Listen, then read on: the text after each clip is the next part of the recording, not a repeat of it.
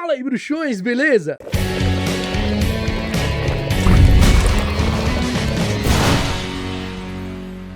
Tá chegando agora aqui no Caldeirão Furado, então deixa de ser trouxa e se inscreva, ative as notificações pra você ficar por dentro de tudo que acontece aqui no Caldeirão Furado e não esquece que você pode se tornar um membro aqui do canal e assim ter acesso a benefícios exclusivos, como selos que vão ao lado do seu nome, vão mudando gradativamente de acordo com o tempo que você assina, emojis pra você usar nos chats, dos comentários aqui dos vídeos, das lives, enfim, como você quiser, e além disso você também pode contribuir com as produções aqui do canal através do botão valeu, assim o seu comentário fica em destaque entre os demais. Eu sei que vocês estavam morrendo de saudade do Papo Furado, porque, né, a gente tava cobrindo Hogwarts Legacy aí, eu sei que vocês entendem, quer dizer, a maioria eu espero que entenda, né, que, poxa, um lançamento tão importante aí do mundo bruxo, tinha que fazer as gameplays, tinha que fazer a cobertura, e não dava pra fazer tudo ao mesmo tempo, né, afinal eu sou papai de uma bebezinha de 3 meses que requer muita atenção. Enfim, mas o cronograma já está sendo normalizado, os episódios de quadro voltando por aí, e hoje nós temos Papo Furado. Papo Furado não é Papo Furado qualquer não, é o colaborativo, porque a galera ficou doida comigo. Como assim, Caco? Acabaram as perguntas do Papo Furado colaborativo? Eu mandei pergunta. É que no momento em que eu tinha gravado o último episódio de colaborativo, as perguntas tinham acabado, mas aí, né, quando o vídeo vai ao ar, já tinha mais pergunta. Por isso, normal a confusão, o mal entendido aí, galera, relaxa. Toda pergunta que vai pro Papo Furado colaborativo vai ser respondida em vídeo, fiquem tranquilos. Até se a pergunta não tiver resposta, porque tá lá no colaborativo, a gente põe aqui no vídeo e conversa sobre ela. Então vamos lá, chega de enrolação, chega de papo, vamos pra nossa primeira pergunta. Ah, se você quiser mandar sua pergunta pro Papo Furado colaborativo, só usar esse QR Code que tá aparecendo aqui na tela ou o link que tá aqui na descrição, beleza? A nossa primeira pergunta é do Everton Rocha, e aí ele falou, fala Caco, beleza? Beleza, mano, e você? Tô fazendo uma pergunta novamente, hehe, continua com esse método que sempre estarei por aqui. Ô chefão, obrigado, hein, mano. Como Voldemort mudou a Nagini? Ela parece ser do bem em Animais Fantásticos.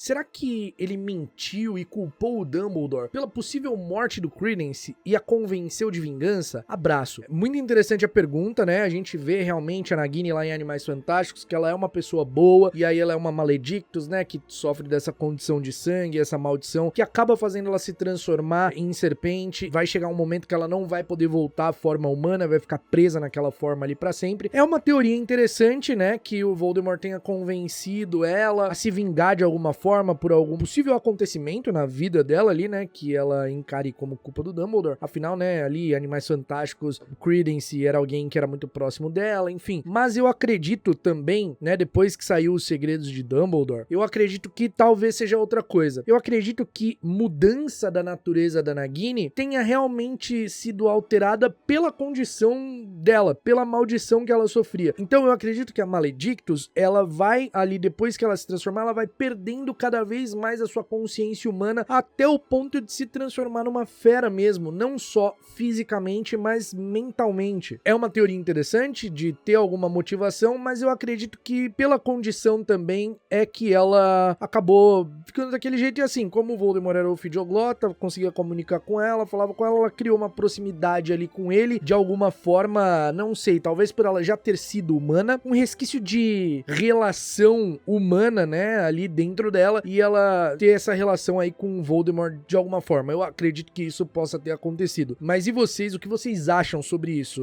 Fica muito aberto, né, essa pergunta da Nagini, porque é uma parada que, infelizmente, não foi explicada. A Nagini simplesmente sumiu de Animais Fantásticos. Eles colocaram no segundo filme, no terceiro filme simplesmente sumiu, como se não tivesse acontecido. Isso eu achei muito zoado. A nossa próxima pergunta é da Jéssica Lopes. Oi, Caco, tudo jóia? Tudo jóia. E você, Jéssica? Eu gostaria de saber qual a origem dos sereianos, de onde eles vieram, do que eles se alimentam, como se reproduzem, etc. Pergunta muito, muito legal. Bom, estamos aqui com o livro perfeito para isso, que é Animais Fantásticos e Onde Habitam. Vamos procurar aqui os sereianos, mas já adianto que os sereianos, eles vêm, a sua origem, os primeiros relatos de sereianos, vêm da Grécia. Também conhecidos por seus nomes regionais, Sirens, Selkis e Merrows. Os sereianos existem em todo o mundo, embora variem a aparência como os humanos. Seus hábitos e costumes permanecem tão misteriosos quanto os dos centauros, embora os bruxos que aprenderam o sereiaco nos falem, o sereiaco é o idioma falado pelos sereianos, nos falem de comunidades excepcionalmente organizadas, cujo tamanho varia conforme a localização, havendo algumas com habitações muito bem construídas. Do mesmo modo que os centauros, os sereianos abriram mão da condição de seres em favor da de animais. Isso daqui é uma coisa muito interessante, porque aconteceu uma audiência do Conselho dos Bruxos que precedeu o Ministério da Magia, queria definir que era uma fera e o que era um ser. E aí dava muita confusão, assim, e tal, tanto que só foi estabelecido centenas de anos depois pelo Grogan Stump, se eu não me engano, ministro da Magia. Os centauros e os sereianos, eles foram classificados como seres, mas em protesto, eles quiseram ser classificados como animais, porque eles não queriam ser colocados no mesmo patamar de humanos, de vampiros, assim, essas coisas. Isso é muito interessante. Aqui, ó, os sereianos mais antigos que se tem registro são conhecidos pelo nome de sereias, na Grécia. E é nas águas mais tépidas que encontramos as belas sereias, ou seja, nas águas mais quentes, que encontramos as belas sereias dos contos de fadas dos trouxas, né, que são representadas nas pinturas e tal. Os Selkies da Escócia e os Merrows da Irlanda são menos belos, mas revelam o mesmo amor por música em comum dos sereianos. Ou seja, o que a gente vê em Harry Potter, eles são Selkies e Merrows, são uma outra espécie aí de sereiano, né? Então eles têm vários ao redor do mundo, mas a origem deles é da Grécia. Show de bola? Pergunta muito legal e acho que a resposta também foi legal, hein? Merece seu like aí. A próxima pergunta é da Cacá Braga. Oi, Caco, tudo bem? Tudo bem. Parabéns pela filha. Muito obrigado. Então, eu sempre tive uma dúvida. Na Casa Sonserina, o Salazar optava por acolher bruxos puro sangue. Mas após a sua morte, a Sonserina passou a aceitar nascidos trouxas? Cara, é uma pergunta legal porque, embora esse lance denominação sanguínea no mundo bruxo seja tudo muito político e social, não é literalmente, não existe ninguém literalmente sangue puro, ou enfim, ninguém é literalmente nascido trouxa, né? Tipo, ninguém nasce trouxa e adquire magia. Nascido trouxa é só o termo político e social para quem nasceu de pais trouxas. Enfim, eu acho que a gente não tem nenhum contato,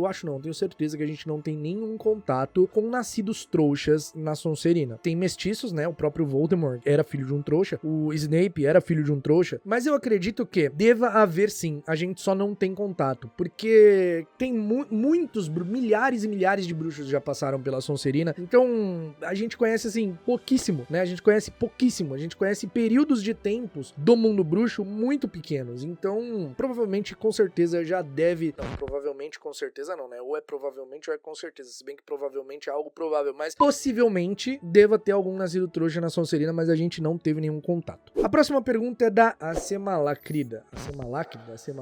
Fala aí, Caco, beleza? Beleza, e você? Desculpa por não saber pronunciar direito aqui seu nome. Primeiramente, parabéns pela filhota e pelo trabalho no Caldeirão Furado, sou muito sua fã. Muito obrigado pelo carinho. Caco, por que você acha que a Horcrux no Harry não foi destruída pela presa do Basilisco em Câmara Secreta? Será que as lágrimas de Fênix também reparam Horcrux? Cara, então, na realidade não é o que eu acho, tá? É realmente o porquê não aconteceu. A Horcrux, ela nada mais é do que um receptáculo que protege um fragmento de alma, tá? Se o receptáculo é destruído de forma irreparável, a Horcrux é destruída. Tanto que é isso que acontece com o diadema, com o medalhão, com o diário. Eles são destruídos de forma irreparável. Então, por isso a Horcrux é destruída. O Harry não foi destruído de forma irreparável em Câmara Secreta, certo? Ele foi lá mordido pelo basilisco, o veneno começou a impregnar na corrente sanguínea dele, mas aí a Fênix foi lá e curou o Harry, certo? Se o Harry tivesse morrido, a Horcrux teria sido destruída. A parte da alma do Voldemort teria sido destruída naquele momento. Mas como ele não morreu, como ele foi curado, então a parte da alma do Voldemort ficou intacta ali e a Horcrux ficou intacta, beleza? Que a Horcrux, no caso, era o Harry, né? A próxima pergunta é do Vitão Gameplays. Oi, Caco, como você tá? Eu tô bem, muito obrigado, meu amigo. E você? Espero que você esteja bem também. Porque o diário foi a única Horcrux que fez o Voldemort aparecer, se as outras não. Sempre tive essa dúvida. Cara, pergunta muito legal. Na realidade, as outras Horcruxes, elas... No caso, o medalhão, né? Quando o medalhão foi aberto, ele tentava manipular e pegar as fraquezas de quem ele tinha absorvido ali, né? No caso, o Ron e tal. Mas o diário, além do diário ser um Horcrux, ele era encantado especificamente para conter ali as informações, para passar as as informações pra Câmara Secreta ser aberta, entendeu? E aí o Tom Riddle, ele deixou isso registrado, ele deixou todas as memórias ali registradas, a importância que ele tinha pro mundo bruxo, segundo ele, que ele era herdeiro de Salazar Slytherin. Então por isso que o diário materializava ele não materializava, né? Porque ele era imaterial. Ele precisava matar a Gina, no caso, pra poder se tornar material. No caso é por isso, é porque o diário, ele era especificamente encantado pra isso, beleza? A próxima pergunta é do Juan. Caco, se o Harry tivesse nascido trouxa, mas mesmo assim tivesse virado Horcrux do Voldemort, ele viraria um bruxo por receber partes dos poderes do Voldemort? Olha aí, uma pergunta que tem sentido nesse episódio aqui, que faz ligação com o lance das nomenclaturas aí do mundo bruxo. Se o Harry tivesse nascido trouxa, ele seria um bruxo, mas aqui, né, tipo, deu pra entender que você falou literalmente nascido um trouxa, não um bruxo filho de pais trouxas, né? Enfim, se o Harry tivesse nascido, literalmente nascido trouxas, né, sem magia, filho de pais não bruxos, ele não adquiriria nenhum poder do Voldemort, porque isso é impossível. Não existe um bruxo, pelo menos até agora, de tudo que se sabe do universo bruxo, não existe nenhum registro, nenhum fenômeno de que um trouxa foi injetado com magia e adquiriu poderes. Isso não existe, tá bom? Não existe. Eu acredito que aqui nessa pergunta, eu sei que essa aqui é uma pergunta hipotética, é uma pergunta hipotética, né? Não quer dizer que realmente rolou, porque se o Harry fosse um trouxa, filho de pais trouxas ali, eu acho que o Voldemort nem tentaria matar ele, porque nem teria nada relacionado ao Voldemort, né? Enfim, mas eu sei que foi hipotética a pergunta, mas é bom esclarecer as coisas. Vamos pra próxima, que é do Léo LPJ. Fala, Caco, beleza? Beleza, e você, mano? Parabéns pela filhinha. Valeu. Uma dúvida que tenho a respeito de Criança Amaldiçoada. No final da história, é dito que a filha do Voldemort desarmou Harry e sua varinha voou longe. Nisso, ela mudou de lealdade do Harry para a Delphine? Obrigado. Olha aí, perguntinha de Criança Amaldiçoada, a história que todo mundo ama, que todo mundo gosta, a filha do Voldemort, a personagem mais bem aceita pelo fandom de Harry Potter, não é mesmo? Cara, não, eu acredito que... É porque, assim, a varinha das varinhas, ela tem uma parada bem temperamental, né? Não é porque a pessoa, desarmou ali que... Não, passou. Varinha passou, agora a varinha das varinhas é da outra pessoa. Não é sempre assim, entendeu? Tem todo um contexto, tem toda uma história ali. Porque, assim, o Harry devolveu a varinha pro túmulo do Dumbledore. Mesmo ele tendo devolvido, a posse da varinha ainda era dele. Mas eu acredito que não aconteceu isso, não, que a varinha não passou, porque só desarmou o Harry ali, sabe? E aí eu acho que não tenha sido algo suficiente pra varinha passar do Harry, que foi literalmente o Senhor da Morte ali por um momento na vida dele, né? Onde ele aceitou a morte. Eu acho que pra superar isso, né? O Harry, ele aceitou a morte, por isso a varinha era tão leal a ele no momento da batalha final. Então, pra superar isso, eu acho que precisaria de mais do que desarmar o Harry. Entendeu? E agora nós vamos pra nossa próxima pergunta, que é do Ale Mariano. Bom dia, Caco, tudo bem? Beleza, mano, e você? Boa noite, eu tô gravando de noite esse aqui, mas valeu o bom dia. Família tá bem? Espero que sim, tá bem, obrigado, espero que a sua também. Minha dúvida é, se um nascido trouxa teve alguém no passado bruxo, quer dizer que um filho, neto ou bisneto do Duda, primo do Harry, poderia nascer bruxo? Ou o DNA mágico, entre aspas, ficou com a Lilian e a Petúnia não tem? Cara, pergunta muito legal, muito interessante, porque de fato, quando um nascido trouxa, né, quando ocorre um nascido trouxa, é porque a magia, ela vem de algum lugar da ancestralidade ali. Inclusive, o Duda, inicialmente, teria um filho bruxo. Só que aí, a autora J.K. Rowling acabou mudando de ideia, porque, segundo ela, nenhum gene mágico sobreviveria em contato com os genes tão trouxas do Walter. Então, assim, olha que legal, o Duda teria um filho bruxo, isso foi modificado. Então, sim, a sua pergunta é muito legal, e eu acho que pode ser possível, em algum lugar, essa magia se manifestar ali na linhagem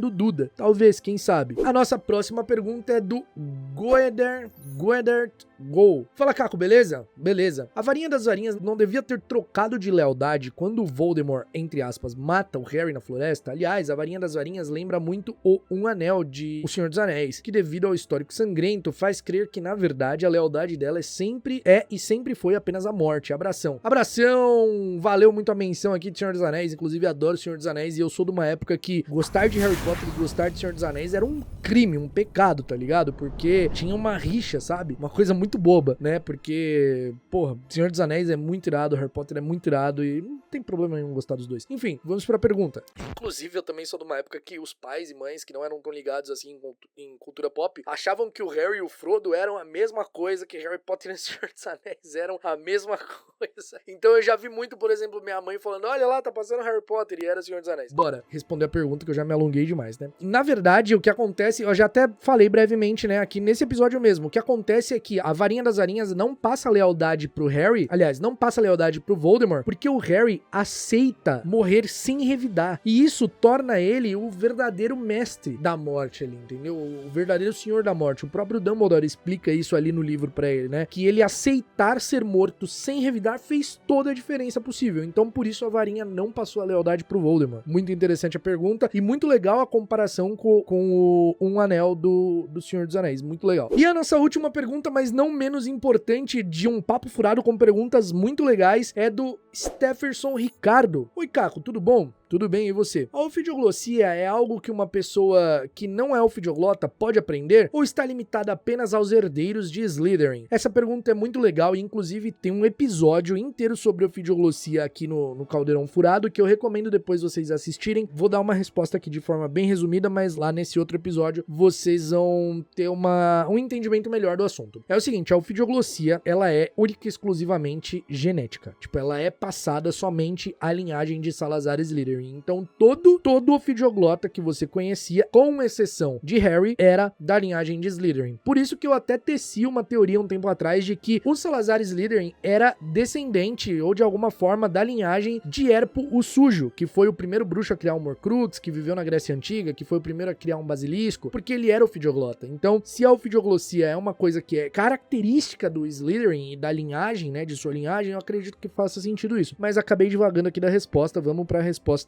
do que você quer saber. Sim, a linhagem de Salazar, que é a ofidioglosia, não é possível aprender a ser um ofidioglota. Você pode aprender a língua das cobras, tipo, você pode entender a língua das cobras. Por exemplo, o Dumbledore. O Dumbledore, ele entendia a língua das cobras. Se ele visse alguém conversando, se ele presenciasse dois ofidioglotas conversando, ele ia saber que aquilo era ofidioglossia e ia entender a maioria das coisas que estavam sendo faladas. Porém, isso não torna ele um ofidioglota, porque ele não era capaz de falar a ofidioglossia. Ele podia até repetir algumas palavras ali, ele podia até repetir a maioria das palavras, mas ele não conseguiria se comunicar de fato com serpentes, com cobras, não conseguiria. Ele não conseguiria ouvir serpentes, ele não conseguiria ouvir o basilisco no castelo, por exemplo. Então, assim, a única exceção é o Harry, que não era da linhagem de Salazar Slytherin, porém, ele tinha ali parte da alma do Voldemort dentro dele, e isso fez com que ele tivesse o dom da ofidioglosia, que inclusive depois que a Horcrux, né, que é destruída a parte do Voldemort dentro dele, ele perde esse dom, né, e aí em Criança Amaldiçoada ele volta a ter, enfim, uma bagunça Criança Amaldiçoada, mas enfim, ele perde esse dom. Então sim, tenho certeza que tem gente nesse vídeo aqui que tá falando, mas e o Ron, ele falou lá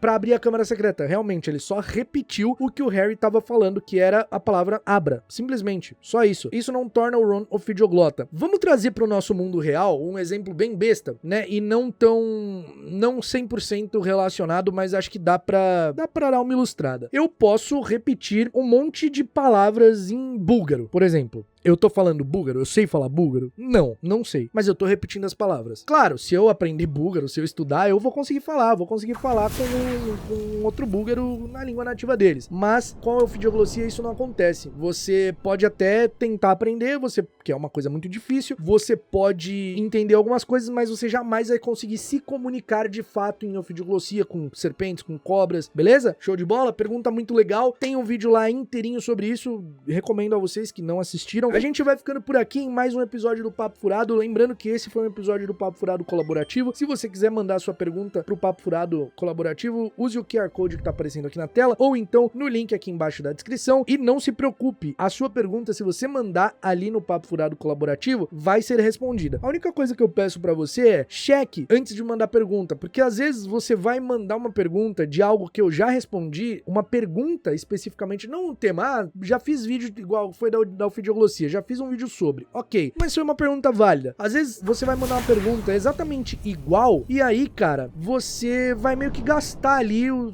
seu crédito que você mandou no Papo Furado colaborativo por uma coisa que eu já respondi. Então tenta dar uma pesquisada aí, vê aí no canal, tem bastante episódio de Papo Furado, vê se eu já não respondi, pra você não acabar mandando pergunta à toa, beleza? Se você mandar uma pergunta que já foi respondida, aí eu tento entrar em contato e falar, pô, essa pergunta já foi respondida, manda outra aí, porque você já mandou, né, colaborativo, não vou fazer mandar mandar de novo, enfim, a gente dá um jeito. Mas beleza? Tenta prestar essa atenção aí. E agradeço, galera, do fundo do coração a quem assistiu até aqui. Obrigado pelo carinho. Não esquece de deixar o like nesse episódio, não esquece de comentar, não esquece de compartilhar o episódio se você puder. E a gente se vê num próximo vídeo aqui do Caldeirão Furado. Até lá, mal feito, feito.